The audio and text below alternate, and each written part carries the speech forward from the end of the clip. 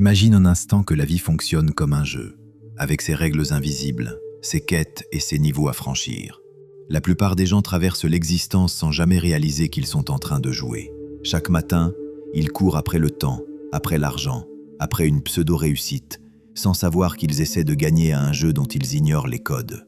Pourtant, une minorité d'individus apprennent à créer leur propre réalité au lieu de simplement la subir. Cette idée peut paraître étrange, car on nous a appris à croire que la réalité est objective, qu'elle est la même pour tous, qu'elle est indépendante de nous. Mais la science moderne, la psychologie et les traditions spirituelles les plus anciennes convergent de plus en plus vers une vérité commune. La réalité est malléable, et notre conscience en est l'architecte. Dans cette vidéo, nous allons découvrir comment hacker le jeu de la vie à travers 5 règles fondamentales qui relient la science de l'esprit aux lois subtiles de l'univers.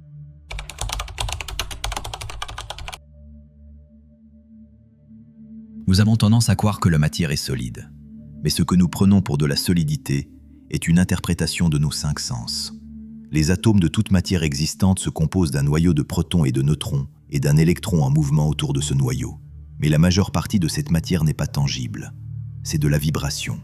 Plus encore, les expériences de physique quantique ont révélé un phénomène fascinant. La matière semble se comporter différemment selon si elle est observée ou non. Lorsqu'une particule est observée, dans le sens mesuré ou évalué, elle prend une forme définie. Lorsqu'elle n'est pas mesurée, elle demeure dans un état de potentiel infini. Cela signifie que ton attention influence littéralement le monde matériel. Imagine un jeu vidéo. Lorsque tu avances dans l'univers du jeu, les décors ne se téléchargent pas tant que tu ne vas pas visiter ces endroits du jeu. Dans la vie réelle, la conscience agit comme le processeur du jeu. Ce que tu observes se télécharge dans ton champ de perception. Ce que tu ignores reste dans un état potentiel, non manifesté. Tant que ton attention n'est pas dirigée vers une possibilité, elle demeure en arrière-plan, comme une zone du jeu en attente de chargement, attendant ta présence, ton observation pour se matérialiser. Mais la vie est un jeu incommensurablement plus puissant.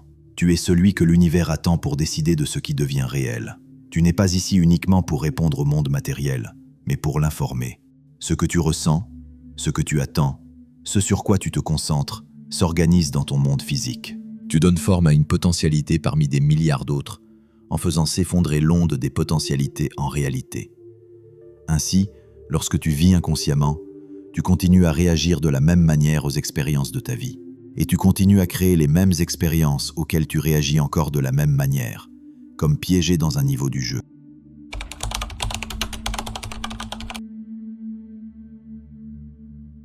On pourrait croire que le cerveau retranscrit fidèlement le monde. Mais ce que tu perçois comme étant la réalité n'est pas le monde tel qu'il est. C'est une interprétation du réel passée à travers tes filtres mentaux. Ton cerveau ne reçoit pas la réalité brute. Il la reconstruit à travers tes sens, mais aussi à partir de tes croyances, de tes expériences et de tes émotions. Des chercheurs ont théorisé que la conscience ne perçoit pas la vérité objective, mais une interface simplifiée, un peu comme les icônes d'un ordinateur représentent des fichiers sans jamais te montrer le code qui se cache derrière. Ainsi, le monde que tu vois n'est pas une copie fidèle de ce qui existe. C'est une version symbolique adaptée à tes sens, ta fréquence vibratoire et ton système de croyances. La mémoire et l'imagination partagent les mêmes circuits neuronaux. Cela signifie que le cerveau ne peut pas faire la différence entre ce qui est mémorisé, ce qui a été vivement imaginé ou ce qui est réel. Donc, ce que tu crois depuis longtemps finit par devenir neurologiquement vrai. C'est imprimé dans ton cerveau et c'est littéralement devenu l'expression de ton système nerveux. Donc si tu crois que l'argent est difficile à gagner, tu manqueras des opportunités de gagner de l'argent facilement et ne prêteras attention qu'aux expériences et aux informations qui prouvent que ta croyance est vraie. Tes croyances ne façonnent pas seulement ce que tu remarques, elles façonnent également ce que tu t'autorises à expérimenter. Et ton esprit va refouler toute preuve qui ne correspond pas à l'histoire que tu te racontes. Les informations qui contredisent un système de croyances profondes sont généralement ignorées comme des spams.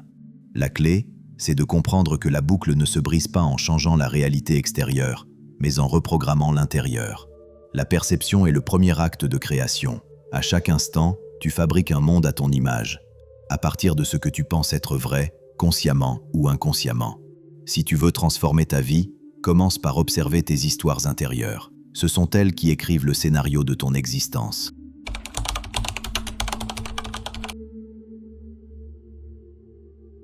Toutes les pensées qui te traversent ne sont pas les tiennes. À proprement parler, Ton cerveau ne génère pas de pensées. Il traduit des fréquences émotionnelles et mentales en pensées. Lorsque tu es dans un état d'anxiété, par exemple, ton corps va libérer un cocktail d'hormones avec une fréquence vibratoire particulière que ton cerveau va traduire en pensée. Mais ce n'est pas tout. Comme une antenne, il va également se syntoniser aux fréquences extérieures correspondant à ton état, des fréquences qui circulent dans le champ quantique. Et là encore, il va les traduire en pensée. Lorsque tu te sens confiant, tu captes d'autres fréquences mentales extérieures qui sont traduites en d'autres pensées, plus élevées, plus inspirantes.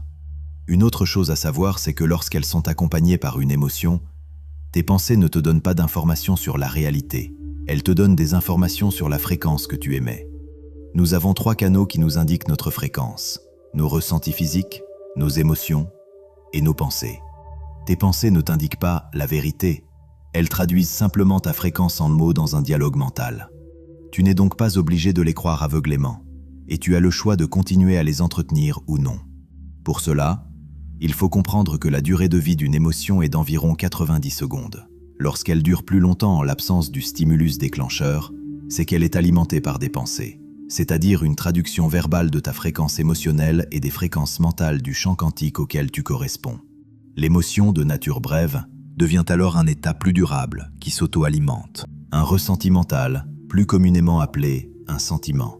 C'est lorsque tu entretiens un ressenti ou une émotion ponctuelle en les nourrissant avec tes pensées. D'ailleurs, croire des pensées qui vont à l'encontre de ce que tu veux est l'une des principales sources de stress. Si tu apprends à observer tes pensées sans les laisser t'influencer, en ayant conscience qu'elles ne reflètent pas la réalité, mais qu'elles t'indiquent sur quelle fréquence vibratoire tu joues, tu peux choisir de les réajuster et de te réaligner sur une pensée plus élevée.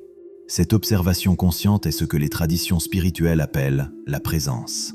C'est un état neutre, un point d'équilibre depuis lequel tu peux observer tes pensées sans qu'elles aient de l'emprise sur toi.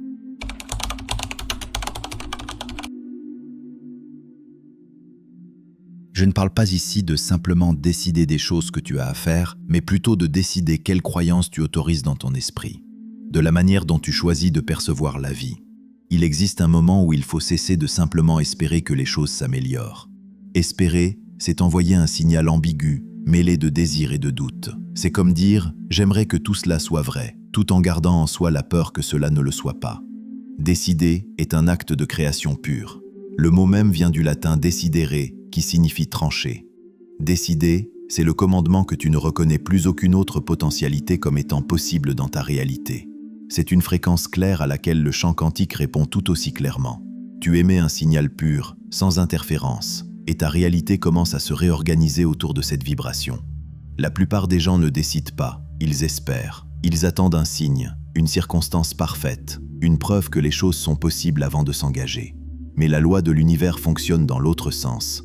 C'est la décision intérieure qui crée la preuve extérieure, pas l'inverse. Quand tu décides sincèrement, tu n'as plus besoin de savoir quand ni comment cela va se produire. Tu vis dans la conviction que les choses sont déjà en mouvement. Et cette certitude attire à toi les conditions, les personnes et les synchronicités nécessaires à la matérialisation de ta décision.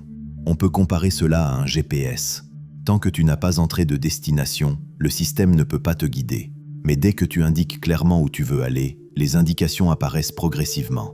Tu n'as pas besoin de voir tout le trajet d'avance, seulement la prochaine étape. La décision est le point de départ. Elle transforme l'invisible en visible, le potentiel en expérience.